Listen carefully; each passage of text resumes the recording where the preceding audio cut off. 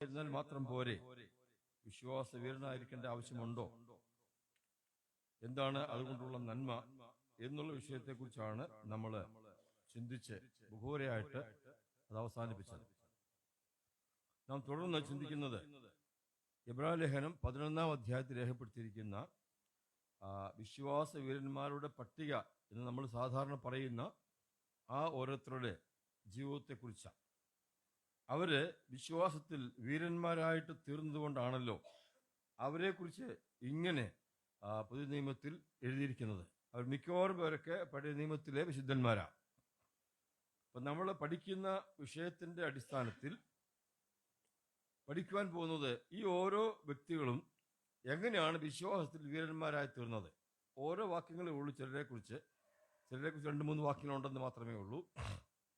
അത് അവരുടെ ആ ജീവിതം, അവരുടെ ആ പ്രവൃത്തി, അതാണ് അവരെ ആ നിലയിൽ പേരുള്ളവരാക്കി തീർത്തത്, നമുക്ക് മാതൃകയാക്കി എഴുതി തന്നിരിക്കുന്നത്.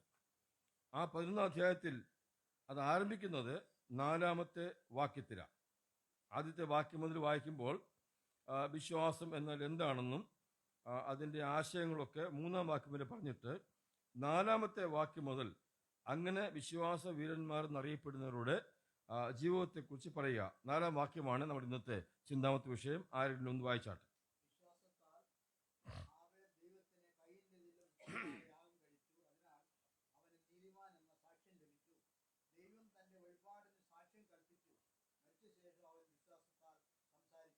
ഇവിടെ നാം വായിച്ചത് വിശ്വാസത്താൽ ഹാബേൽ യാഗം കഴിച്ചു എന്നാണ്. അപ്പോൾ ഒറ്റ വാക്കിൽ പറഞ്ഞാൽ ഹാബേലിന്റെ യാഗമാണ് അദ്ദേഹത്തെ വിശ്വാസ വീരനാക്കി തീർത്തത്. ഹാബേലിന്റെ യാഗമാണ്. ഇനി നമുക്ക് ചിന്തിക്കേണ്ടത്, ഈ ഹാബേല് ആദമിന്റെ ഹവ്വയുടെ മകനാണെന്ന് നമുക്കറിയാമല്ലോ. ഹാബേലിന്റെ ജ്യേഷ്ഠന്റെ പേരാണ് കയീൻ. കയീന് ജനിച്ചപ്പോൾ ആ കയീന്റെ ശരീരപുഷ്ടി കൊണ്ട്, നമുക്കറിയാമല്ലോ, കുഞ്ഞുങ്ങൾ ജനിക്കുമ്പോഴേ അറിയാം ചില കുഞ്ഞുങ്ങൾ നല്ല ആരോഗ്യമുള്ളവരാ. അവന്റെ ശരീരത്തിന്റെ പുഷ്ടി കൊണ്ട് അവന്റെ അമ്മയും അപ്പനും അവനിട്ട പേരാണ് കയീൻ എന്ന് പറഞ്ഞതിന്റെ ആശയം കിട്ടിപ്പോയി എന്നാ. കിട്ടിപ്പോയി. യഹോവ പറഞ്ഞായിരുന്നല്ലോ, നിന്റെ സന്തതി പിശാചിന്റെ തലയെ തകർക്കുമെന്ന്. അപ്പോൾ ഇവർ വിചാരിച്ചു ഈ മകൻ മുഖാന്തരമായിരിക്കും പിശാചിനെ തകർക്കാൻ പോകുന്നുവെന്ന് വിചാരിച്ചിട്ട പേരാണ്, ഞങ്ങളുടെ കയ്യിൽ കിട്ടിപ്പോയി ശത്രുവിനെ പരാജയപ്പെടുത്താൻ എന്ന അർത്ഥത്തിലാണ് കയീൻ എന്ന് പേരിട്ടത്. പിന്നെ ജനിച്ച മകനാണ് ഹാബേൽ. അവൻ വളരെ, നമ്മുടെ ഭാഷയിൽ പറഞ്ഞ അശുവായിരുന്നു, അശു. അവനെ ആയതുകൊണ്ട് അവർ പേരിട്ടെന്നറിയാമോ? ശ്വാസം എന്നർത്ഥം വരുന്ന ഹാബേൽ എന്ന് പേരിട്ടു. നമ്മൾ പറയത്തില്ല, ചില ആൾക്കാർക്ക് പറയത്തില്ലേ, അവന് ശ്വാസം വിടാൻ പോലും ആരോഗ്യമില്ല എന്ന് പറയത്തില്ലേ. അപ്പോൾ ആ നിലയിൽ കണ്ടപ്പോൾ അവരവനെ ഒരു പുച്ഛമായ നിലയിൽ ഇട്ട പേരെന്ന് വേണം പറയാനായിട്ട്. ഇത് സാധാരണ ലോകത്ത് സംഭവിക്കുന്ന കാര്യമാണ്. മാതാപിതാക്കൾക്ക് പോലും ഇങ്ങനെയുള്ള തെറ്റുകൾ സംഭവിക്കാറുണ്ട്. നമുക്കറിയാം, ഈ ദാവീദിനെ സംബന്ധിച്ചും ശൗലിനെ സംബന്ധിച്ചും രണ്ടുപേരും ഇസ്രായേലിന്റെ രാജാക്കന്മാരാ. രണ്ടുപേരും അഭിഷേകം പ്രാപിച്ചവരാ. നമുക്ക് അവരെ കുറിച്ചൊരു വാക്കൊന്ന് വായിക്കാം. ശമൂവേലിന്റെ 1-ാം പുസ്തകം, അതിന്റെ 16-ാമത്തെ അധ്യായം 11-ാമത്തെ വാക്യം. ദാവീദിന്റെ വീട്ടിൽ ചെന്നിട്ട് ശമൂവേല് അവനെ അഭിഷേകം ചെയ്യുന്ന കാര്യം സംസാരിക്കുമ്പോൾ മക്കളെ എല്ലാം വരുത്തിയ ശേഷം അവന്റെ അപ്പൻ പറയുന്ന വാക്കാണ് 1 ശമൂവേൽ 16:11. ആ ആ ആ എല്ലാവരെയും കൊണ്ടുവന്നു, എല്ലാ മക്കളെയും കൊണ്ടുവന്നിട്ട് അവരെ ആരെയും ശമൂവേല് അഭിഷേകം ചെയ്തില്ല. ദൈവം അതിനുള്ള പ്രേരണ കൊടുത്തില്ല. അപ്പോൾ അദ്ദേഹം വിചാരിച്ചു ഇത്രയും പേരേ ഉള്ളൂ. ചോദിച്ചു, ഇനി ആരെങ്കിലും ഉണ്ടോ? മറുപടി എന്തുവാ? ഇളയവനുണ്ട്. ആ വാക്ക് തന്നെ ഒരു പുച്ഛമായിട്ടാണ്. പിന്നെ അവൻ എവിടെ പോയിരിക്കുക? ആടിനെ മേയ്ക്കുക. ആടിനെ മേയ്ക്കും ജോലി എന്ന് പറഞ്ഞാൽ അത്ര മെച്ചമൊന്നുമല്ല, ആൾക്കാരെ ബഹുമാനിക്കും ജോലിയൊന്നുമല്ല. രാത്രിയിലെ മഞ്ഞും പകലത്തെ വെയിലും ഉറക്കളപ്പും നഷ്ടപ്പെട്ടു പോകുന്നതിൻ്റെ കണക്കും ഒക്കെ കൊടുക്കേണ്ട ജോലിയാണ് ആടിനെ മേയ്ക്കുക. കഠിനമായ ജോലിയാണ് അത്. ഒന്നുകൂടെ പറഞ്ഞാൽ ഈ അടിച്ചും പിടിച്ചും തൊട്ടുമൊക്കെ നിന്നാൽ ഒരു നാർന്ന ജോലിയാ. ആടിനെ മേയ്ക്കുന്ന നാർന്ന ജോലിയാ. അപ്പൊ അപ്പനും അമ്മയും ഒക്കെ അത് പുച്ഛമായിട്ട് കണ്ടു. അവൻ ഇളയവനാ, അവനൊന്നുമില്ലാത്തവനാ, അല്ലെങ്കിൽ അവൻ ആടിനെ മേയ്ക്കുന്നവനാ. അവനെ വരുത്താൻ പറഞ്ഞു. അവനെ വരുത്തി, അവനെ അഭിഷേകം ചെയ്തു. അപ്പോൾ അപ്പന്റെ അമ്മയുടെ വാക്ക് മനസ്സിലായല്ലോ. ഇനിയും അടുത്ത ഒരു രാജാവാണ് ശൗല്. ശൗലിനെ കുറിച്ച് വായിച്ച് ശമൂവേലിന്റെ 1-ാം പുസ്തകം 9-ാം അധ്യായം, ചാപ്റ്റർ 9:2. 1 ശമൂവേൽ 9:2.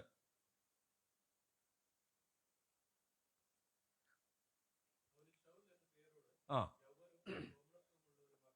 ആ ആ ഈ വായിക്കുന്നത് കീശിന്റെ മകനായ ശൗലിനെ കുറിച്ചാ. അവൻ ബെന്യാമിൻ ഗോത്രക്കാരനാ. ബെന്യാമിൻ എന്ന് പറഞ്ഞ വാക്കിന്റെ അർത്ഥം തന്നെ കടിച്ചു കീറുന്നവനെന്നാ. അവനെ കുറിച്ച് പറയുന്നത് അവൻ കോമളനാണ്, സുന്ദരനാണ്. അവനേക്കാൾ സുന്ദരന്മാരാരും ഇല്ലായിരുന്നു. പിന്നെ അവനേക്കാൾ തോള് മുതൽ, എല്ലാ ഇസ്രായേൽ മക്കളെക്കാളും തോൾ മുതൽ അവന് പൊക്കം കൂടുതലാ.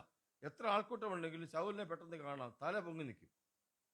രണ്ടുപേരും രണ്ട് രീതിയിലാണ് കണ്ടത്. ഒന്ന്, ദാവീദ് ലളിതമായ നിലയിൽ അപ്പനും അമ്മയും അവനെ അവതരിപ്പിച്ചു. ശൗലിനെ ഇവിടെ അവതരിപ്പിക്കുന്നത് വലിയ ആളായിട്ടാ, ശ്രേഷ്ഠനായിട്ടാ, തടിയും മിടുക്കുള്ളവനായിട്ടാ. ഞാൻ വിശദീകരിക്കാതെ പറയട്ടെ. രണ്ടുപേരും അഭിഷേകം പ്രാപിച്ചു, രണ്ടുപേരും രാജാക്കന്മാരായി. നമ്മുടെ ഈ പുസ്തകത്തിനകത്തുണ്ട്, ഈ എബ്രായർ 11-നകത്തുണ്ട് ദാവീദിന്റെ പേര്. വിശ്വാസ വീരന്മാരുടെ കൂട്ടത്തിൽ അദ്ദേഹത്തിന്റെ പേരുണ്ട്, ശൗലിന്റെ പേരില്ല. ശൗൽ മരിച്ചത് എങ്ങനെ? സ്വന്തം കുന്തത്തിൽ വാളിൽ ചാരി അങ്ങ് മരിക്കുമായിരുന്നു.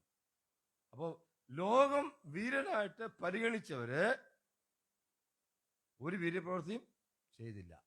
ലോകം പുച്ഛമായി കണ്ടവരെ ഒരു ശ്വാസത്തിനുള്ളെന്ന് പറഞ്ഞ് ഹാബേലിന് പേരിട്ടതാ. അപ്പനും അമ്മയും പോലും അവനെ പരിഗണിച്ചില്ല. ഇന്ന് ഈ സമയത്ത് ഇവിടെ ഈ സഭയിൽ നമ്മൾ സംസാരിക്കുന്ന ആരെ കുറിച്ചാ? ഹാബേലിനെ കുറിച്ചാ. മനസ്സിലായോ? ദൈവമുമ്പാകെ ശ്രേഷ്ഠമായിരിക്കുന്ന കാര്യം. വാക്യം വായിക്കാതെ ഞാൻ പറഞ്ഞു പോയ ചില കാര്യങ്ങൾ പറഞ്ഞിരിക്കുന്നത് എങ്ങനെയാണ്? മനുഷ്യർ മുഖം നോക്കുന്നു, ദൈവമോ ഹൃദയത്തെ നോക്കുന്നു. വളരെ പ്രധാനപ്പെട്ട ഒരു കാര്യമാകും. അപ്പൊ നമ്മൾ പെട്ടെന്നൊന്നും ആരെയും സംസാരം കേട്ടുകൊണ്ടോ ഇനി പ്രസംഗം കണ്ടുകൊണ്ടോ ഒന്നും വിലയിരുത്തി കളയരുത്. കാഴ്ചയിലൊന്നുമല്ല കാര്യം ഇരിക്കുന്നത്. ദൈവം ഹൃദയങ്ങളെ നോക്കുന്നവനാ. ആ കാര്യം മാത്രമേ നിലനിൽക്കത്തുള്ളൂ. അവർക്ക് മാത്രമേ വീര്യത്തോടെ ജീവിപ്പാനായിട്ട് സാധിക്കത്തുള്ളൂ. ഞാൻ ഇത്തരം കാര്യം മുഖവരിയായിട്ട് പറഞ്ഞതാ. ഇത് മടങ്ങി വരാം. വായിക്കുന്നത് എബ്രായ ലേഖനം 11-ാം അധ്യായം. വിശ്വാസത്താലാണ് ഹാബേല് യാഗം കഴിച്ചത്.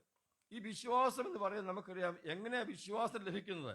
വിശ്വാസം കേൾവിയാൽ വരുന്നുവെന്ന് റോമാലേഖനം 10-ാം അധ്യായത്തിൽ വായിക്കുന്നുണ്ട്. ആരെങ്കിലും അയക്കാതെ എങ്ങനെ പ്രസംഗിക്കും? പ്രസംഗിക്കാതെ എങ്ങനെ കേൾക്കും? കേൾക്കാതെ എങ്ങനെ വിശ്വസിക്കും? വിശ്വസിക്കാതെ എങ്ങനെ രക്ഷിക്കപ്പെടും? ആ ഒരു ലിങ്ക് അവിടെ പറഞ്ഞിട്ടുണ്ട്. അപ്പം വിശ്വാസം കേൾവിയാൽ വരുന്നു എന്ന് പറഞ്ഞാൽ, ഈ ഹാബേല് വിശ്വാസത്താൽ യാഗം കഴിച്ചെന്ന് പറഞ്ഞാൽ എന്ത് കേട്ടിട്ടാ? ന്യായമായി ചിന്തിക്കാം. അപ്പനും അമ്മയും ഈ രണ്ട് മക്കളെ ഇരുത്തി അവർക്ക് ലഭിച്ച അറിവിനൊത്തവണ്ണം അവരെ പറഞ്ഞ് മനസ്സിലാക്കി കാണും. കുഞ്ഞുങ്ങളെ, ഞങ്ങൾക്ക് ഒരിക്കലും അബദ്ധം പറ്റി, പാപം ചെയ്തു പോയി. ദൈവം ഞങ്ങളെ പുറത്താക്കുന്നതിന് മുമ്പ് തന്നെ ഒരു മൃഗത്തെ അറക്കുന്നത് ഞങ്ങൾ കണ്ടതാ. അതിന്റെ തോലുകൊണ്ടാണ് ഞങ്ങൾക്ക് വസ്ത്രം ലഭിച്ചത്. ഞങ്ങളെ അങ്ങനെയാണ് ദൈവമക്കളാക്കി തീർത്ത് അവിടുന്ന് പുറത്തു വിട്ടത് എന്നുള്ള കാര്യം മക്കളെ പറഞ്ഞ് മനസ്സിലാക്കിയിട്ടുണ്ട്. അതുകൊണ്ട് തെറ്റ് സംഭവിച്ചാൽ യാഗം അർപ്പിക്കേണ്ടതിന്റെ ആവശ്യകത അവരുടെ പരിജ്ഞാനത്തിന് ഒത്തവണ്ണം രണ്ടുപേരെയും പറഞ്ഞ് മനസ്സിലാക്കി കാണും. അങ്ങനെയല്ലേ വിശ്വസിക്കേണ്ടത്? അതെ, രണ്ടുപേരെയും പറഞ്ഞ് മനസ്സിലാക്കി. രണ്ടുപേരും അത് കേട്ടു. ഇവർ രണ്ടുപേരും പിന്നീട് യാഗം അർപ്പിക്കാൻ വന്ന കാര്യം ഉൽപ്പത്തി 4-ാം അധ്യായത്തിൽ വായിക്കുന്നുണ്ട്. അവർ രണ്ടുപേരും യാഗം അർപ്പിക്കാൻ വന്നപ്പം ഒരാള് പ്രമാണപ്രകാരം തന്നെ യാഗം അർപ്പിച്ചു. എന്താണെന്നറിയാമോ അതിന്റെ കാരണം? ഒരു വാക്യം വായിച്ച് യാക്കോബിന്റെ ലേഖനം 1-ാമത്തെ അധ്യായം 27-ാമത്തെ വാക്യത്തിൽ അതിന്റെ കാരണം പറഞ്ഞിട്ടുണ്ട്. എങ്ങനെയാണ് വചനം പ്രമാണിക്കേണ്ടതെന്നുള്ള പറഞ്ഞിട്ടുണ്ട്. James chapter 1:27.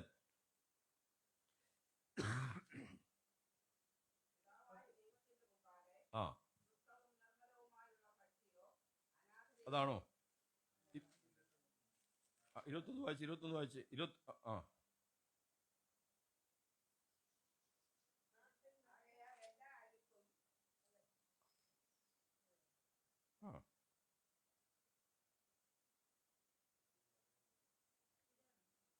ആ, നിങ്ങളെ രക്ഷിക്കുവാൻ സഹായമായിരിക്കുന്ന ഉൾനട്ട വചനത്തെ സൗമ്യതയോടെ കൈക്കൊള്ളുവീൻ എന്ന വാക്യം. ഞാൻ വാക്യം എഴുതി തെറ്റിപ്പോയി. നിങ്ങൾ രക്ഷിപ്പാൻ സഹായമായിരിക്കുന്ന ഉൾനട്ട വചനത്തെ 21-ാമത്തെ വാക്യം സൗമ്യതയോടെ കൈക്കൊള്ളുവീൻ. അപ്പോ അപ്പനും അമ്മയും മക്കളോട് പറഞ്ഞു കൊടുത്ത ആ വാക്യം, ആ വചനം അവർക്കറിയാവുന്ന കാര്യം രണ്ടുപേരും രണ്ടായിട്ടാണ് ഉൾക്കൊണ്ടത്. അത് വളരെ ശ്രദ്ധിക്കേണ്ട കാര്യമാണ്. ഒരു മീറ്റിങ്ങിന് സംബന്ധിക്കുമ്പോഴോ ഒരു ക്ലാസ് അറ്റൻഡ് ചെയ്യുമ്പോഴോ വചനം വായിക്കുമ്പോഴോ നമ്മൾ എങ്ങനെയാണ് വചനത്തെ ഉൾക്കൊള്ളുന്നത്?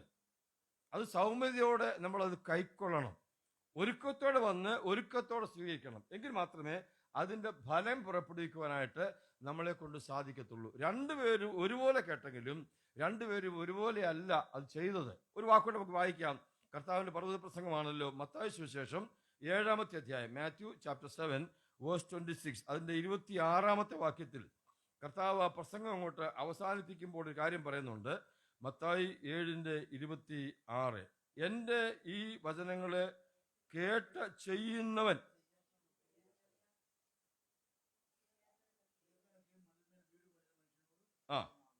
ആകുന്നു. 24-ാം വാക്യം, എൻ്റെ ഈ വചനങ്ങളെ കേട്ട് ചെയ്യുന്നവൻ പാറമേൽ വീട് പണിയുന്നു. അവിടെ ശ്രദ്ധിച്ച ഒരു കാര്യം, എൻ്റെ ഈ വാക്ക് കേട്ടു ചെയ്തു. എൻ്റെ ഈ വാക്ക് കേട്ടു ചെയ്തില്ല. രണ്ടുപേരും വീട് പണിതല്ലോ. ചെയ്തെന്നും പറയുന്നു, ചെയ്തില്ലെന്നും പറയുന്നു. രണ്ടുപേരും വീട് പണിതല്ലോ. അപ്പൊ അതിന്റെ അർത്ഥം എന്താ? അതിന്റെ അർത്ഥം രണ്ടുപേരും മാനുഷിക നിലയിൽ പറഞ്ഞാൽ ചെയ്തു. ഒരാൾ പാറയുടെ പുറത്ത് വീട് പണിതു, ഒരാൾ മണലിന്റെ പുറത്ത് വീട് പണിതു.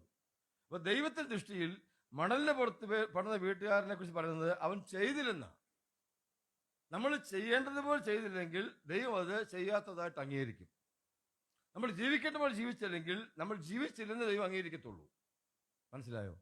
അപ്പൊ രണ്ടുപേരും കൂടെ അപ്പൻ്റെ അമ്മയുടെ മുമ്പിലിരുന്ന് അപ്പനും അമ്മയും പറഞ്ഞ കാര്യം അവരുടെ പരിജ്ഞാനം കൊണ്ട് പറഞ്ഞ കാര്യമാണ്, അല്ലാതെ ഒത്തിരി ഒന്നും പറഞ്ഞു കാണത്തില്ല. കാര്യം ന്യായപ്രമാണമില്ല, പുസ്തകമില്ല, ബൈബിളില്ല, ബൈബിൾ ക്ലാസ് ഇല്ല. ഈ സാഹചര്യത്തിലാണ് ഉള്ളതുപോലെ പറഞ്ഞു കൊടുത്തു. ഉള്ളതുപോലെ പറഞ്ഞു കൊടുത്തെങ്കിലും ഒരുവൻ ആരാ? ആശുവാന്ന് പറഞ്ഞവൻ. മനസ്സിലായോ? അവനത് ഉൾക്കൊണ്ടു. തടിയും മെടുക്കമുള്ളവൻ അവൻ തലയാട്ട് കേട്ടതേ ഉള്ളൂ. രണ്ടുപേരും കൂടി യാഗം കഴിക്കാൻ വന്നു. നോക്കാം, ഉൽപ്പത്തി പുസ്തകം 4-ാം അധ്യായം, ബുക്ക് ഓഫ് ജെനസിസ് ചാപ്റ്റർ 4. അവിടെ വന്നപ്പോഴാണ് യാഗത്തിന്റെ വ്യത്യാസം വന്നത്. 4-ാമത്തെ അധ്യായത്തിൽ 4-ാം വാക്യം. ആ ആ ആ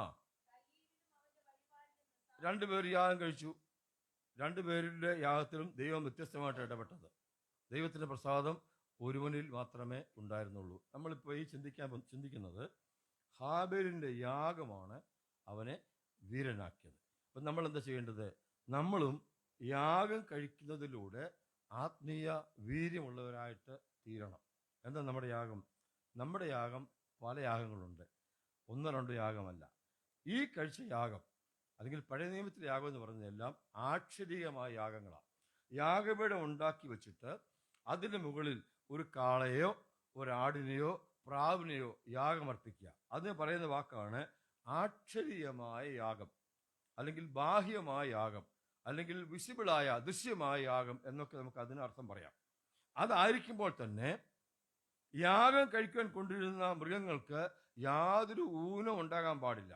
അത് മുടന്തിതാകാൻ പാടില്ല, കണ്ണുപൊട്ടിയതാകാൻ പാടില്ല, അങ്ങനെ യാതൊരു രോഗവും ഉള്ളതാകാനായിട്ട് പാടില്ല. പെർഫെക്റ്റ് ആയിരിക്കണം കൊണ്ടുവരുന്ന മൃഗങ്ങളായാലും ഈ പ്രാവായാലും. അത് യാഗത്തിന്റെ പ്രത്യേകതയാണ്. മറ്റൊരു കാര്യം യാഗത്തെക്കുറിച്ച് പറയുന്നത്, യാഗം അർപ്പിച്ചു കഴിഞ്ഞാൽ യാഗ അർപ്പകനെ മടക്കി കൊണ്ടുപോകുവാൻ എന്തെങ്കിലും ഉണ്ടോ? ഇതങ്ങ് ദഹിച്ചു കഴിയുമ്പോൾ എന്തായി തീരും? ചാരമായി തീരും. അതിന് അടിയിലും കാണാൻ ഒരുപടി ചാരം ഉണ്ടെങ്കിലേ ഉള്ളൂ, മിച്ചമൊന്നുമില്ല. ചാരം ആരും കൊണ്ടുപോകത്തില്ല. ഞാൻ പറഞ്ഞൊരു സാരം, നാം യാഗ മനോഭാവത്തോടെ ജീവിക്കുന്നു പറയുമ്പോൾ, നാം യാഗം അർപ്പിക്കുന്നു പറയുമ്പോൾ, നാം ദൈവസന്നിധി എന്തെങ്കിലും ചെയ്യുന്നു പറയുമ്പോൾ ഒന്നും മടക്കി കൊണ്ടുപോകുവാൻ നമുക്ക് താല്പര്യം ഉണ്ടാകാൻ പാടില്ല. ഞാൻ ചെയ്തതിൻ്റെ ഫലം, അതിനെനിക്ക് വലിയ പ്രതാപത്തോടെ ജീവിക്കണം, എനിക്ക് പേരുണ്ടാകണം, പെരുമയുണ്ടാകണം, എന്തെങ്കിലും മിച്ചം വേണം എന്നൊരിക്കലും ചിന്തിപ്പാൻ പാടില്ല. അങ്ങോട്ട് കൊടുത്താൽ അതങ്ങ് ദഹിക്കുക. അതിൻ്റെ മഹത്വം മുഴുവനും മണം മുഴുവനും സൗരഭ്യം മുഴുവനും ആർക്കാ? കർത്താവിന്. എനിക്ക് തിരികെ കൊണ്ടുപോകാൻ ഒന്നുമില്ല, പക്ഷെ ഞാൻ പോകുന്നത് സമാധാനത്തോടെയാണ്, എൻ്റെ പാപങ്ങൾ ക്ഷമിച്ചെന്നുള്ള സമാധാനത്തോടെ. ഇതാണ് യാഗത്തിന്റെ പ്രമാണം. ഇത് മനസ്സിൽ വെച്ചുകൊണ്ട് വേണം നാം കഴിക്കുവാൻ പോകുന്ന യാഗത്തെക്കുറിച്ച് പഠിക്കുവാനായിട്ട്. ഒന്ന് വായിച്ച് പത്രോസിന്റെ 1-ാമത്തെ ലേഖനം 2-ാമത്തെ അധ്യായം അതിൻ്റെ 5-ാമത്തെ വാക്യത്തിൽ നമ്മൾ യാഗം കഴിക്കാനുള്ള യോഗ്യതയുണ്ടോ, ഉണ്ടെങ്കിൽ അത് ഏത് യാഗമാണ് എന്ന് അവിടെ പറഞ്ഞിട്ടുണ്ട്. 1 Peter chapter 2 verse 5. 1 പത്രോസ് 2:5. ആ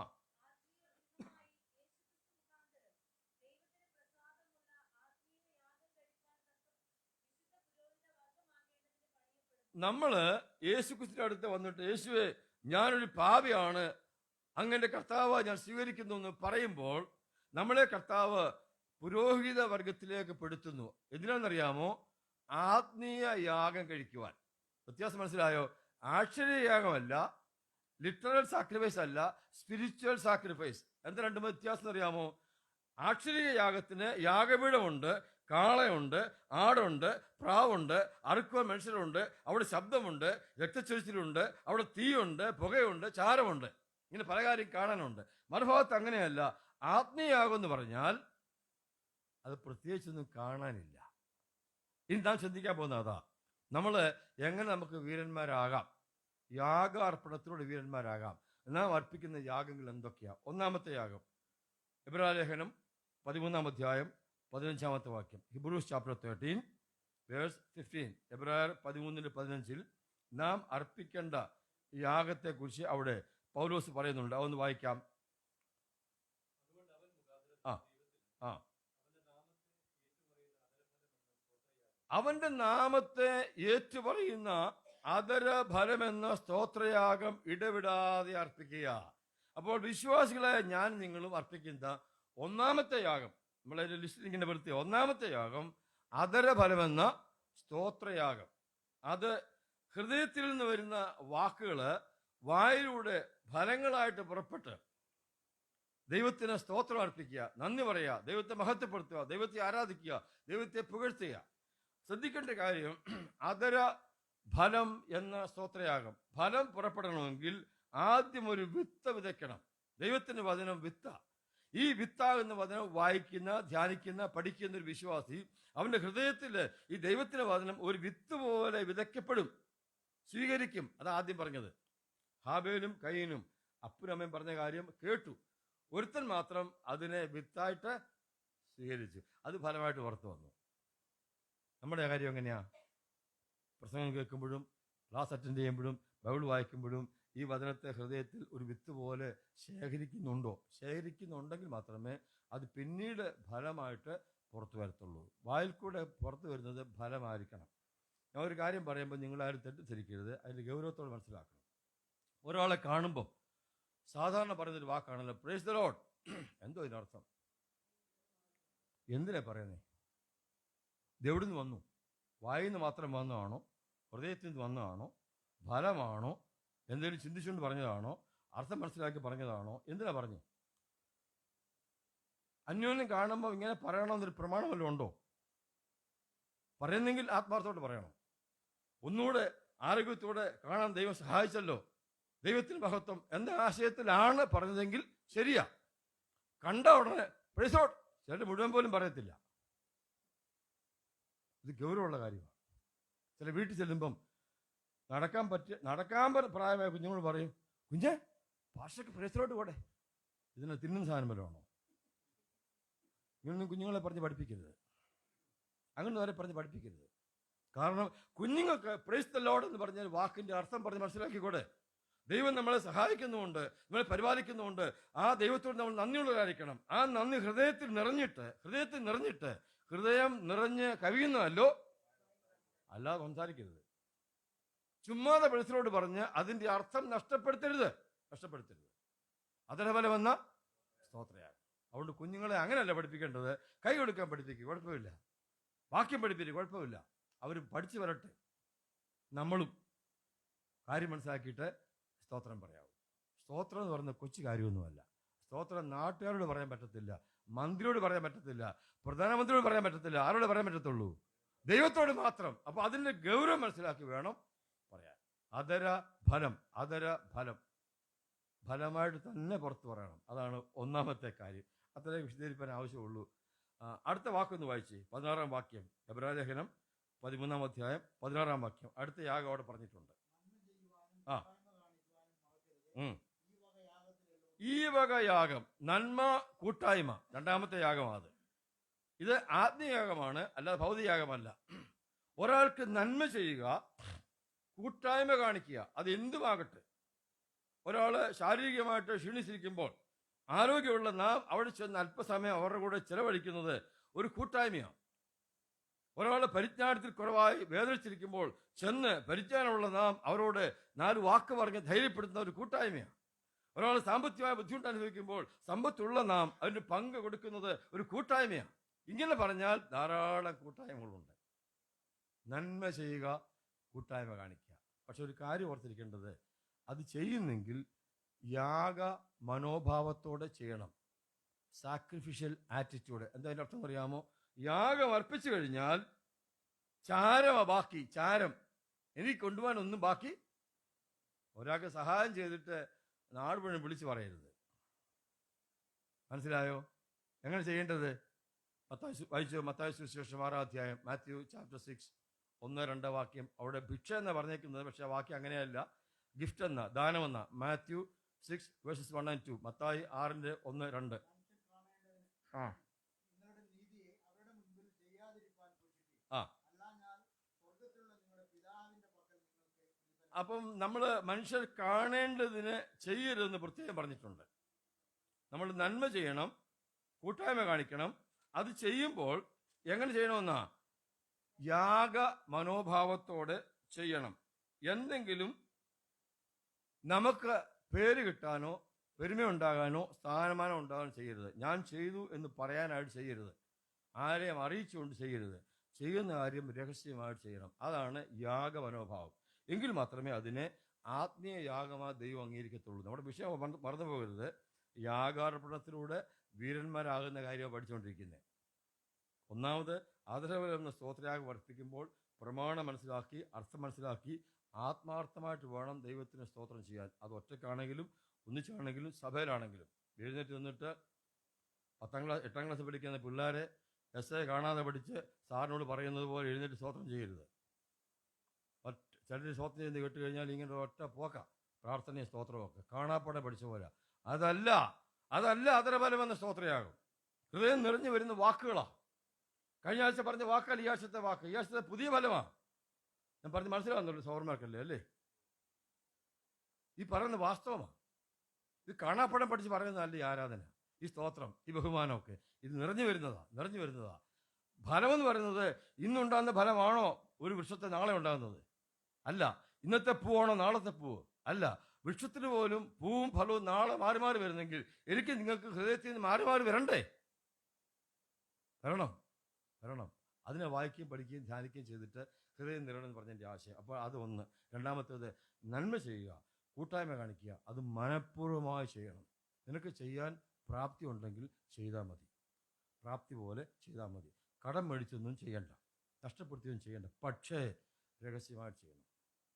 ആരും അറിയാനായിട്ട് ചെയ്യല്ല. അറിയാൻ ചെയ്താൽ അത് യാഗമായിട്ട് തമ്പുരാൻ സ്വീകരിക്കത്തില്ല. രഹസ്യമായി ചെയ്യുന്ന പിതാവ് അത് രഹസ്യത്തിൽ കണ്ടിട്ട് നിനക്ക് എന്ത് തരും? അത് ഇംഗ്ലീഷ് വായിക്കുന്നത് പരസ്യത്തെ പ്രതിഫലം തരുമെന്നാണ്. അതെവിടെ വെച്ചാ? സ്വർഗത്തിലാ. ഇവിടെ വെച്ച് നമുക്ക് പ്രതിഫലം എന്ന് പറയുന്നത് ഒരു പ്രാവശ്യമേ ഉള്ളൂ. പ്രതിഫലം ഒരു പ്രാവശ്യമേ ഉള്ളൂ. ഒന്നിൽ ഇവിടെ കിട്ടും, അല്ലെങ്കിൽ നമുക്കേതാ വേണ്ടിയത്? സ്വർഗത്തിൽ. ഇവിടെ 4 പേര് അറിയണമെന്ന് നമ്മുടെ താല്പര്യം. അപ്പോൾ ഇവിടെ കിട്ടിയെങ്കിൽ പിന്നെ അവിടെ കിട്ടുമോ? ഇല്ല. അത് വളരെ ഗൗരവമുള്ള കാര്യമാണ്. വീരന്മാരായി ജീവിക്കാൻ വന്ന് ഇവിടെ അല്ലെന്ന് കഴിഞ്ഞ ആഴ്ച പറഞ്ഞായിരുന്നു. കർത്താവ് രാജാവായിട്ട് ഭരിക്കാൻ വരുമ്പോഴാണ് ഈ വീരന്റെ സ്വഭാവം അവിടെ വെളിപ്പെടാൻ പോകുന്നത്.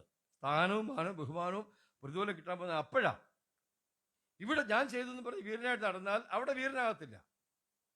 ഇനി ചെയ്തത് ആരെങ്കിലും അറിഞ്ഞാൽ കുഴപ്പമുണ്ടോ? വായിച്ചേ മത്തായി സുവിശേഷം 5-ാം അധ്യായം 16-ാം വാക്യം. മാത്യു 5:16.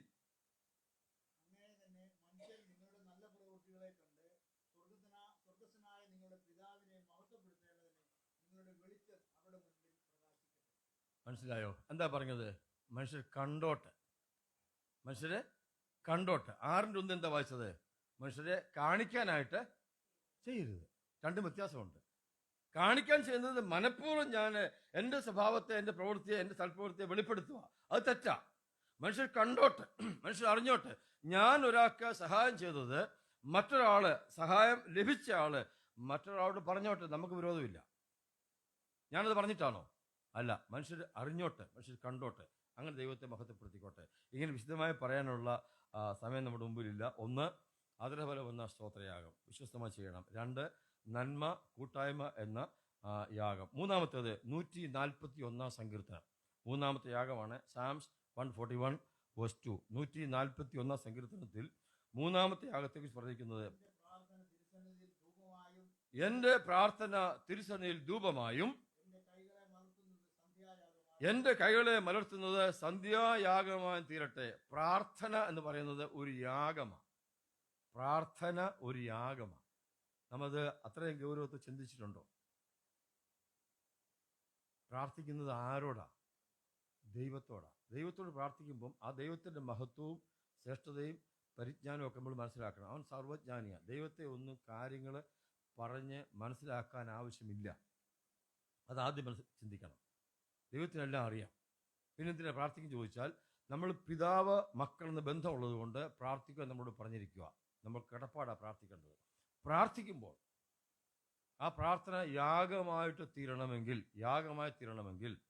ദാവീദ് പറഞ്ഞു, ഞാൻ എൻ്റെ ഹൃദയത്തിൽ അകൃത്യം കരുതിയിരുന്നുവെങ്കിൽ യഹോവ എൻ്റെ പ്രാർത്ഥന ശബ്ദം കേൾക്കുകയില്ലായിരുന്നു. ഇപ്പൊ കേട്ടിരിക്കുന്നു. അതിൻ്റെ അർത്ഥം എന്തുവാ? എന്തെങ്കിലും ഹൃദയത്തിന് അകൃത്യമുണ്ടെങ്കിൽ, അകൃത്യം എന്ന് പറഞ്ഞാൽ കൃത്യമല്ലാത്തത്, അറിഞ്ഞിട്ടും ചെയ്യുന്നത്. അകൃത്യത്തിന് ഇംഗ്ലീഷാണ് ട്രസ്പാസ്. അറിയാമല്ലോ, ചില പ്രത്യേക സ്ഥലങ്ങളിൽ ചെല്ലുമ്പോൾ ചില പ്ലോട്ടുകൾ ഇങ്ങനെ തിരിച്ചിട്ടിട്ട് വേലി കെട്ടി വെച്ചിട്ടുണ്ട്. അതിൻ്റെ ഒരു ബോർഡ് വയ്ക്കും, ട്രസ്പാസേഴ്സ് വിൽ ബി പ്രോസിക്യൂട്ടഡ്. അതിക്രമിച്ച് കിടക്കുന്നവർ ശിക്ഷ അനുഭവിക്കും.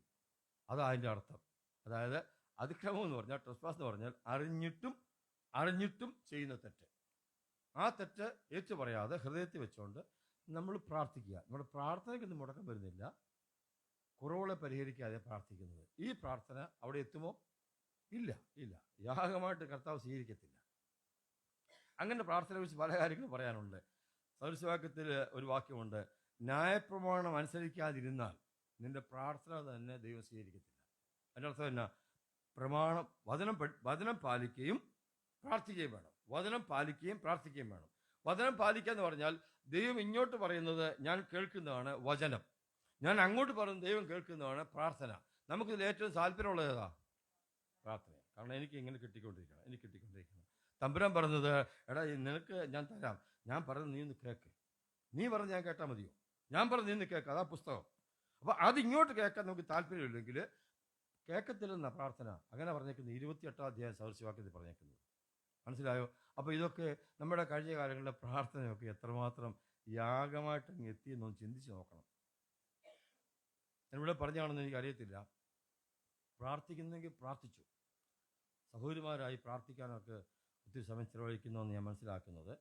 അതുപോലെ തന്നെ സഹോദരിമാരായി ഇത് വെളിപ്പെടുത്തുന്നത്. എവിടെയെങ്കിലും ഒരു സാക്ഷ്യം പറയാൻ സമയം കിട്ടിയാൽ ഈ തുണി എടുത്ത് ഇങ്ങോട്ട് ഇട്ടിട്ട് പറയും, ഞാൻ കഴിഞ്ഞ ദിവസം 1.5 മണിക്കൂർ പ്രാർത്ഥിച്ചു, 2 മണിക്കൂർ പ്രാർത്ഥിച്ചു. വലിയ കാര്യമൊന്നുമില്ല. നിങ്ങൾ 1.5 മണിക്കൂർ 2 മണിക്കൂർ പ്രാർത്ഥിച്ചു വലിയ കാര്യമൊന്നുമില്ല. അങ്ങനെ പറയാൻ കാരണമുണ്ട്. ഒരാൾ അവിടെ നമുക്ക് വേണ്ടി മധ്യസ്ഥ വഹിക്കുക. പാട്ടറിയാമോ? രാവും പകലും എന്നെ മാറിൽ വഹിച്ച് തൻ പിതാവിൻ സന്നിധിയിൽ മേവുന്ന ആചാര്യൻ. അതായത് പഴയ നിയമത്തിലെ പുരോഹിതന്റെ ഈ നെഞ്ചത്ത് 12 കല്ലുണ്ട്. 12 കല്ലിൽ 12 ഗോത്രപിതാക്കന്മാരുടെ പേരുണ്ട്. ഇവിടെ 12 കല്ലുണ്ട്, 12 പിതാക്കന്മാരുടെ പേരുണ്ട്. അതും വഹിച്ചുകൊണ്ട് അകത്തേക്ക് കയറി അവർക്ക് വേണ്ടി മധ്യസ്ഥ വഹിക്കുന്നതിന്റെ ചിത്രമാണ് യേശു. അവിടെ ഇരുന്നുകൊണ്ട് എനിക്ക് നിങ്ങൾക്ക് വേണ്ടി മധ്യസ്ഥ വഹിക്കുക. എപ്പോഴാ? രാവും 24 മണിക്കൂർ. ഇതിൻ്റെ ഇടയ്ക്ക് നമ്മൾ 1 മണിക്കൂർ പ്രാർത്ഥിച്ചിട്ട് പറയുക, ഞാൻ പ്രാർത്ഥിച്ചു. അയ്യോ, ഇതൊന്നും അവിടെ ചെല്ലത്തില്ല, യാഗമാകത്തില്ല. മിണ്ടരുത് ആരോടും പറയല്ലേ. 1 മണിക്കൂർ പ്രാർത്ഥിച്ചു, 2 മണിക്കൂർ പ്രാർത്ഥിച്ചു, ഞാൻ നിങ്ങൾക്ക് വേണ്ടി പ്രാർത്ഥിക്കുന്നുണ്ടെന്ന് ആരോടും പറയണ്ട. എന്തിനാ പറയുന്നേ? അത് പുകഴ്ചയാ, അത് യാഗമാകത്തില്ല.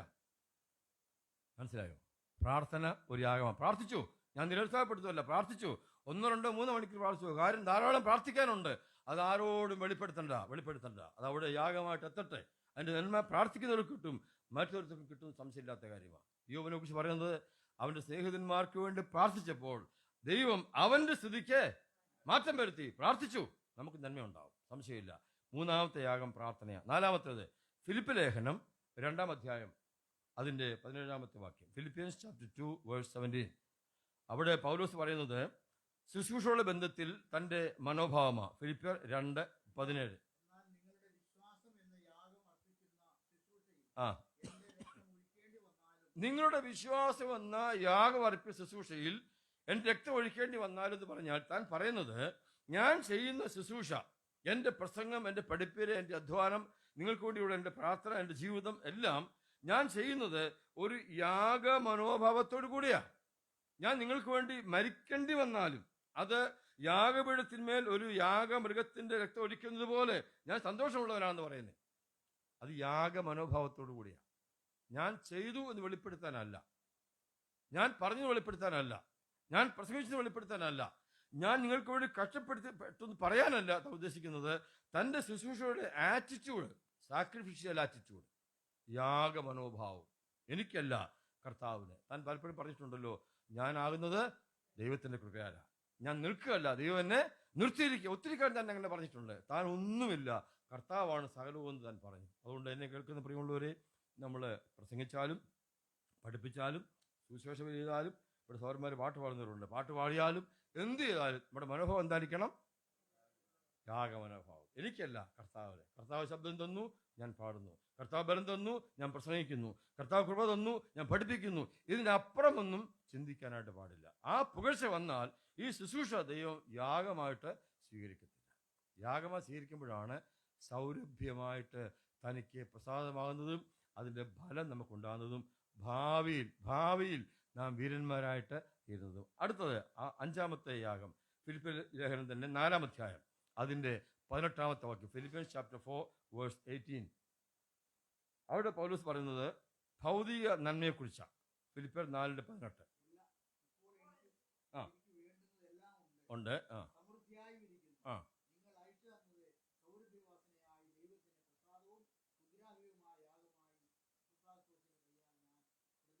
എഫ്രാത്തസിന്റെ കയ്യിലെ ഫിലിപ്പിയിലെ വിശ്വാസികള് സാമ്പത്തിക സഹായം, ഭൗതിക നന്മ കൊടുത്തു വിട്ടു. ഈ പൗലോസ് ഉപദേശിച്ച് കൊടുത്തേക്കാൻ പറഞ്ഞു. അദ്ദേഹം അവിടെ കൊണ്ട് കൊടുത്തിട്ട് പോയി. പൗലോസ് പറയുക, ഞാനത് സ്വീകരിച്ചു, അതേ മുമ്പാകെ സൗരഭ്യമുള്ള യാഗമായി തീർന്നു. ഇത് സാമ്പത്തിക കൂട്ടായ്മയെക്കുറിച്ച് മാത്രം പറയുന്നതാണ്. സാമ്പത്തിക കൂട്ടായ്മ നാം കൊടുക്കുമ്പോൾ നിശ്ചയമായിട്ടും മുമ്പ് പറഞ്ഞ പോലെ രഹസ്യമായിട്ട് കൊടുക്കണം. ഒന്ന്. രണ്ടാമത്, എന്തെങ്കിലും കൊടുത്താൽ പോരാ, ദശാംശം കൊടുക്കുന്ന ഒരു പ്രമാണം പഴയ നിയമത്തിലുള്ളതാണ്. പുതിയ നിയമത്തിൽ ദശാംശം കൊടുക്കുന്ന കാര്യം പറഞ്ഞിട്ടേ ഇല്ല. പിന്നെന്താ കൊടുക്കേണ്ടത്? പ്രാപ്തി പോലെ കൊടുക്കണം. തീർന്നോ? പ്രാപ്തിക്ക് മീതെ കൊടുക്കണം, ഹൃദയത്തിൽ നിശ്ചയിച്ചത് കൊടുക്കണം, പ്രാർത്ഥനയോടെ കൊടുക്കണം, രഹസ്യത്തോടെ കൊടുക്കണം, സന്തോഷത്തോടെ കൊടുക്കണം. പിന്നെ മക്കതോനിയയുടെ സഭയെക്കുറിച്ച് പറയുന്നത്, ദാരിദ്ര്യത്തിന്റെ കാഠിന്യാവസ്ഥ കൂടെ പോകുമ്പോഴും അവരെന്ത് ചെയ്തുകൊണ്ടിരുന്നു? കൊടുത്തുകൊണ്ടിരുന്നു. അതെങ്ങനെയാണ്? ഞങ്ങളുടെ ഇല്ല, ഉള്ളതെല്ലാം അങ്ങ് തരിക. അഭിതവ്യ സഹോദരി ഇട്ടത് 2 കാശ്. അടുത്ത് നിന്ന് ആൾക്കാരെ ഇട്ടത് എന്തുവാ? അവരുടെ ആ പേഴ്സ് അങ്ങോട്ട് തുറന്ന് ഭാര്യ അങ്ങോട്ട് ഇടുക. അവരിട്ടതിനെ കർത്താവ് തെറ്റാണെന്ന് പറഞ്ഞില്ല.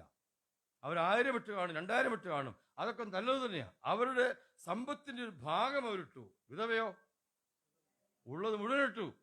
2 കാശേ ഉള്ളൂ. തിരിച്ചു വരുമ്പോൾ ഒരു പക്ഷേ പട്ടിണിയാണ്. പക്ഷേ പ്രാർത്ഥിച്ചുകൊണ്ട് കിടക്കുമ്പോൾ നല്ല സുഖമായിട്ട് ഇറങ്ങാൻ പറ്റും. നേരം വിളക്കുമ്പോൾ അത്ഭുതമായ ദൈവം അവളെ നടത്തും. കൊടുക്കുമ്പം അങ്ങനെ കൊടുക്കണം. ഉദ്ദേശിച്ച് കൊടുക്കുന്നവരെ പ്രസംഗിക്കാൻ വന്നതല്ല, നിങ്ങളെ പഠിപ്പിക്കുക. പക്ഷെ കൊടുക്കുന്നത് യാഗ മനോഭാവത്തിലായിരിക്കണം. ആരും അറിഞ്ഞ് കൊടുക്കുക. ഞാൻ ഈയിടെ എവിടെ പറയുകയുണ്ടായി, നമ്മുടെ അപ്പച്ചന്മാര് ഈ സ്തോത്രാഴ്ചയ്ക്ക് സഞ്ചി ഒരുക്കിയത് ഇതുകൊണ്ടായിരിക്കാം. ഏതുകൊണ്ടാ? രഹസ്യമായിട്ട് ഇട്ടോട്ടെന്ന് വിചാരിച്ചായിരിക്കാം. ഒരു പ്ലേറ്റിനകത്ത് ഇരുന്നെങ്കിലോ? ആത്മാർത്ഥത്തോട് ഞാൻ പറയാം, പ്ലേറ്റ് കൊണ്ടുവന്നു, സ്തോത്രാഴ്ചയ്ക്ക് കൊണ്ടുവന്നു, സഞ്ചി കൊണ്ടുവന്നു. സഞ്ചിക്കകത്ത് നമ്മൾ ഇടുന്നത് അത്രമേ പ്ലേറ്റിനകത്ത് ഇടത്തുള്ളൂ? അല്ല. കാരണം അടുത്തിരിക്കുന്ന ആള് കാണും. പ്ലേറ്റ് ആണെങ്കിലും സഞ്ചി ആണെങ്കിലും മനോഭാവത്തിന് മാറ്റം വരല്ലേ?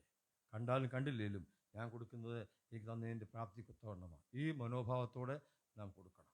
അതാണ് ഞാൻ അവിടെ പറഞ്ഞ് അവസാനിപ്പിക്കുക. എത്രണ്ണം ചിന്തിച്ചു? 5 യാഗങ്ങൾ ചിന്തിച്ചു. പക്ഷെ ഇതിലൊക്കെ പ്രധാനപ്പെട്ടൊരു യാഗമുണ്ട്. ഈ യാഗം 5 ചെയ്തത് നമ്മുടെ കൈ കൊണ്ട്, നമ്മുടെ വാ കൊണ്ട്, നമ്മുടെ ശരീരം കൊണ്ട്, നമ്മുടെ ചിന്ത കൊണ്ട് ഒക്കെ ചെയ്തത് അല്ലേ? കൈ കൊണ്ടാണ് നമ്മൾ കൊടുക്കുന്നത്, വാ കൊണ്ടാണ് പ്രാർത്ഥിക്കുന്നത്, ഹൃദയത്തിൽ നിന്ന് വരുന്നതാണ് സ്തോത്രം ചെയ്യുന്നത്. ഇതിലെല്ലാം നമ്മൾ ഉപയോഗിച്ചത് നമ്മുടെ ശരീരമാണ്. അപ്പോൾ ഏറ്റവും പ്രധാനപ്പെട്ട 6ാമത്തെ യാഗമല്ല, 1ാമത്തെ യാഗമാണ്. 6ാമത് പറയുന്നതേ ഉള്ളൂ. വായിച്ചോ, റോമാലേഖനം 12ാം അധ്യായം. റോമാലേഖനം 12ാം അധ്യായം 1ാമത്തെ വാക്യം. Romance chapter 12 verse 1.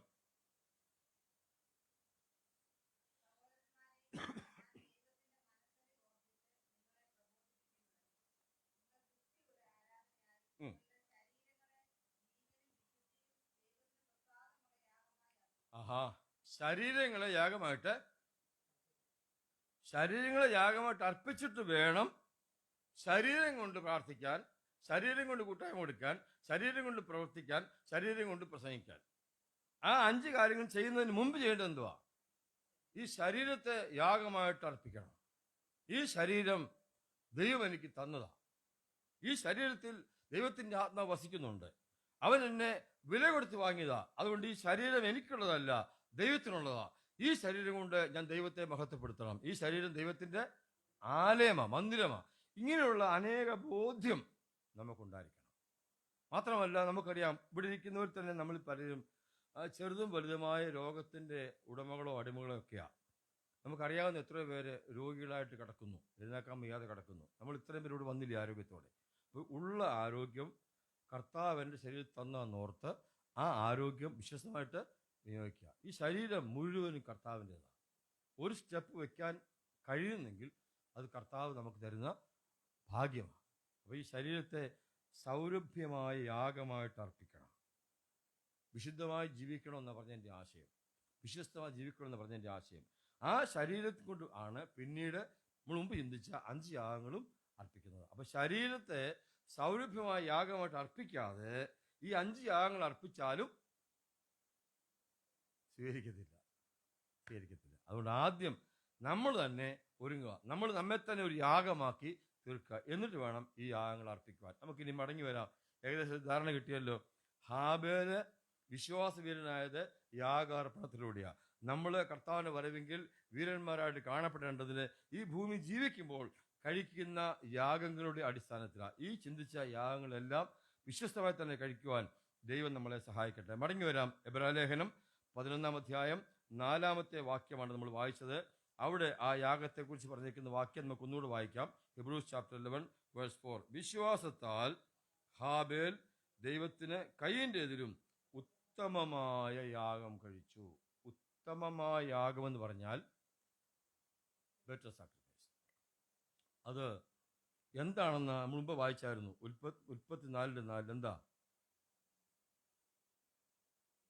ഹാബേൽ ഒരു ആട്ടിൻകുട്ടിയെ കൊണ്ടുവന്നു, യാഗം അർപ്പിച്ചു. യഹോവ ഹാബേലിലും അവന്റെ യാഗത്തിലും ശ്രദ്ധിച്ച് നമ്മൾ ഇത്ര നേരം പറഞ്ഞത് 5 യാഗം പറഞ്ഞിട്ട് 6ാമത് ചിന്തിച്ച യാഗം 1ാമത്തേതെന്ന് ഓർക്കണം. ഹാബേലിലും എന്ന് പറഞ്ഞാൽ അവന്റെ ജീവിതത്തിൽ ദൈവം പ്രസാദിച്ചു, അതിനുശേഷം അവന്റെ യാഗത്തിലും പ്രസാദിച്ചു. അപ്പൊ എൻ്റെ ജീവിതത്തിൽ പ്രസാദമില്ലെങ്കിൽ എൻ്റെ യാതൊരു യാഗത്തിലും ദൈവത്തിന് പ്രസാദം വരത്തില്ല. സംഭവിച്ചത് അവിടെയാ. ഹാബേലിനെ വീരനാക്കിയത് അവൻ യോഗ്യമായി ജീവിച്ചവനാ. ദൈവത്തിന് പ്രസാദമായിട്ട് അവൻ ജീവിച്ചിട്ട് ദൈവത്തിന് പ്രസാദമുള്ള യാഗം കഴിച്ചു. അപ്പോൾ ദൈവത്തിന് പ്രസാദമുള്ളവൻ കൊണ്ടുവരുന്ന യാഗത്തെ പ്രസാദിക്കാതിരിക്കാൻ പറ്റുമോ? ഇല്ല.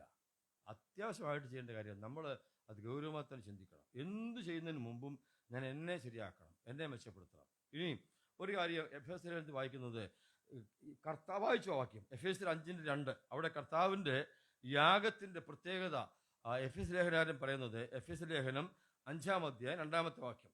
ക്രിസ്തു നമ്മളെ സ്നേഹിച്ച് നമുക്ക് വേണ്ടി തന്നെത്താൻ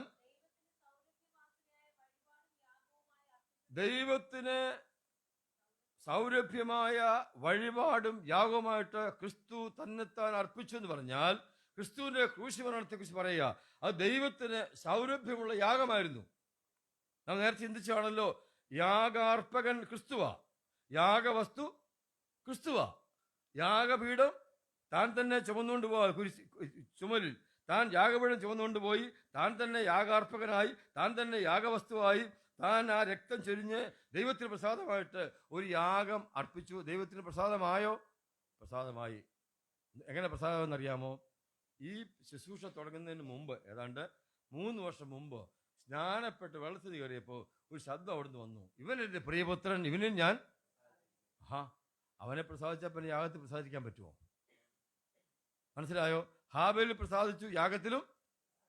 കർത്താവ് യേശുക്രിസ്തുവിനെ സംബന്ധിച്ച് പോലും ഇതാണ് പ്രമാണമെങ്കിൽ ഏത്? എൻ്റെ പുത്രൻ ഞാൻ പ്രസാദിച്ചു, അതുകൊണ്ട് അവന്റെ യാഗത്തിലും. ഹാബേലിൽ പ്രസാദിച്ചു, അവന്റെ യാഗത്തിലും. പിന്നെ നമ്മുടെ കാര്യം പറയണോ?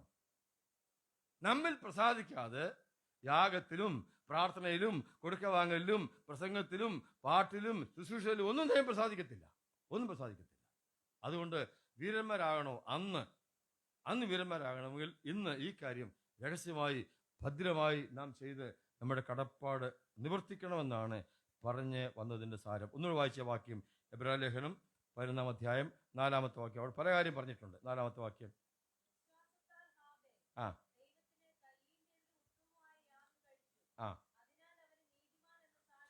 നീതിമാൻ എന്ന് സാക്ഷ്യം ലഭിച്ചു. രണ്ട് കാര്യം പറഞ്ഞു. നീതിമാൻ എന്ന സാക്ഷ്യം അവനും ലഭിച്ചു, അവന്റെ വഴിപാടിനും സാക്ഷ്യം ലഭിച്ചു. മനസ്സിലായോ? നീതിമാൻ എന്ന സാക്ഷ്യം ലഭിക്കുന്നത് വാസ്തവത്തിൽ മനുഷ്യരിൽ നിന്നാണ്.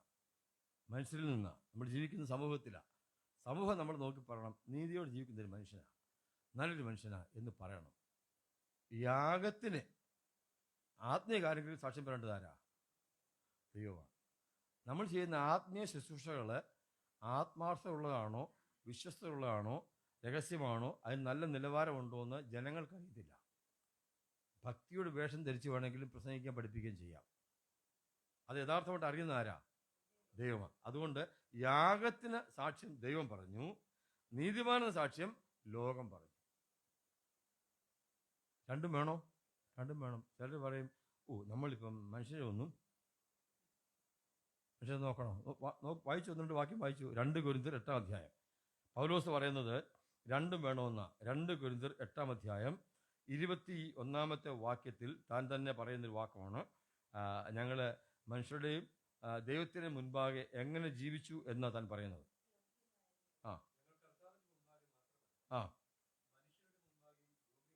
മനസ്സിലായോ? നമ്മളെന്താ പറയുന്നത്? മനുഷ്യൻ അങ്ങനെ എന്തെല്ലാം പറയും, നമ്മൾ നോക്കിയിട്ട് കാര്യമില്ല. അങ്ങനെ പറയല്ലേ. മനുഷ്യന് മുമ്പാകെ യോഗ്യമായി ജീവിക്കണം. പൗലോസ് പറഞ്ഞു, ഞങ്ങൾ ദൈവത്തോടും മനുഷ്യരോടും നല്ല മനസാക്ഷിയുള്ളവരാ ജീവിക്കുന്നു പറഞ്ഞു. നല്ല മനസാക്ഷി. അത് നമ്മൾ ജീവിക്കുന്ന സമൂഹത്തോട് നമുക്ക് കടപ്പാടുണ്ട്. അതുകൊണ്ട് ആ കാര്യവും നാം ശ്രദ്ധിക്കണം. അപ്പോൾ നീതിമാനും സാക്ഷ്യം ലഭിച്ചു, യാഗത്തിനും സാക്ഷ്യം ലഭിച്ചു. നമുക്ക് അവസാനിപ്പിക്കണമല്ലോ. ഒന്നുകൂടെ വായിച്ച് 4-ാമത്തെ വാക്യം, 11-4, എബ്രായർ 11-4. സാക്ഷ്യം ലഭിച്ചത് മാത്രമല്ല,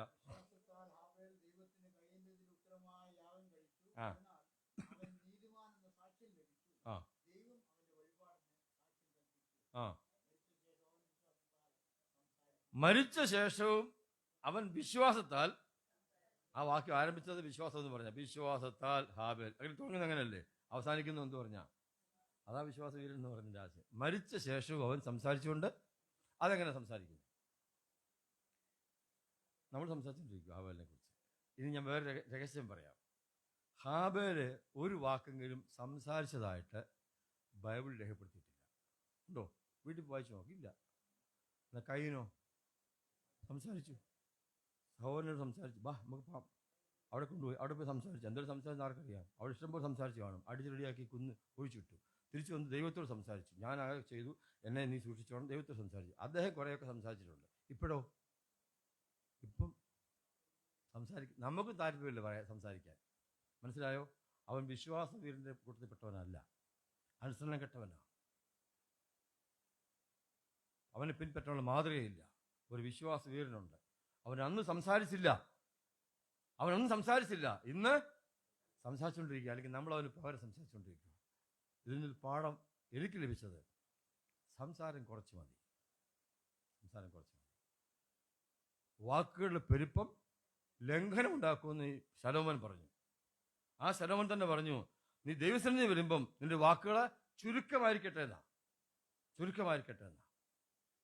അത് പ്രാർത്ഥിക്കുമ്പോഴായാലും പ്രസംഗിക്കുമ്പോഴായാലും സംസാരിക്കുമ്പോഴായാലും സഹോദരന്മാർ തമ്മിൽ സംസാരിക്കുമ്പോഴായാലും ആവശ്യമുള്ള കാര്യം മാത്രം സംസാരിച്ചാൽ മതി. പ്രയോജനമുള്ള കാര്യം മാത്രം സംസാരിച്ചാൽ മതി. മറ്റൊരുത്തരുടെ കാര്യം പറഞ്ഞിട്ട് കാര്യമില്ല. ആബ്സെന്റ് ആയിരിക്കുന്ന ഒരാളുടെ കാര്യം. ഞങ്ങൾ പണ്ട് ഞങ്ങളുടെ വീട്ടിൽ ബോർഡുണ്ടായിരുന്നു, ഇവിടെ സന്നിഹിതരല്ലാത്തവരുടെ കാര്യം സംസാരിക്കാൻ പാടില്ല എന്നൊരു ബോർഡ് വെച്ചിട്ടുണ്ടായിരുന്നു ബോംബെ വെച്ച്. എൻ്റെ അർത്ഥം എന്തുവാ? ഇവിടെ ആരുടെയും കാര്യം പറയണ്ട. ആരും മിണ്ടത്തില്ലായിരുന്നു വന്നാൽ. എന്തിനാ മിണ്ടുന്നു? അപ്പോൾ നമ്മൾ അങ്ങനെ സംസാരിക്കാതിരിക്കാമെങ്കിൽ നമ്മുടെ കാലശേഷം ചിലർ നമ്മളെക്കുറിച്ച് സംസാരിച്ചു. ഇതങ്ങനെ സംസാരിച്ചു. ഒന്ന് രണ്ട് വാക്കുകൂടെ പറഞ്ഞ് ഞാൻ അവസാനിപ്പിക്കാം. എബ്രായലേഖനം 12-ാം അധ്യായം, അടുത്ത അധ്യായം 12-ാം അധ്യായം 24-ാമത്തെ വാക്യം. എബ്രായലേഖനകാരൻ നമ്മുടെ ദൈവ സാന്നിധ്യത്തെക്കുറിച്ച് പറയുമ്പോൾ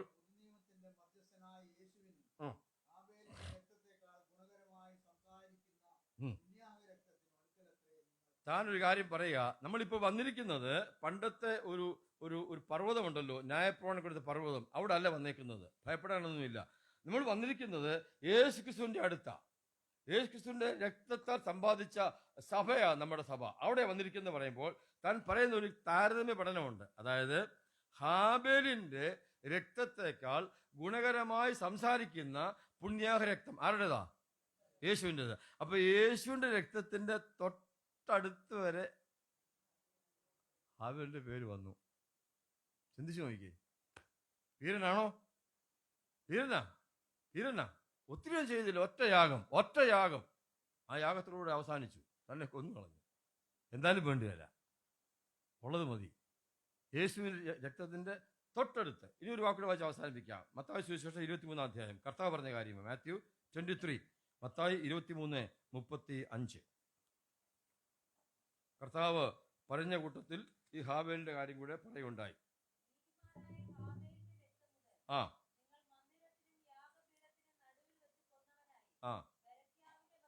ബെരഖ്യാവിനെ കൊന്ന കാര്യം ദിനവൃത്താന്ത പുസ്തകത്തിൽ രേഖപ്പെടുത്തിയിട്ടുണ്ട്. അത് നമ്മുടെ വിഷയമല്ലാത്തതുകൊണ്ട് വായിക്കുന്നില്ല.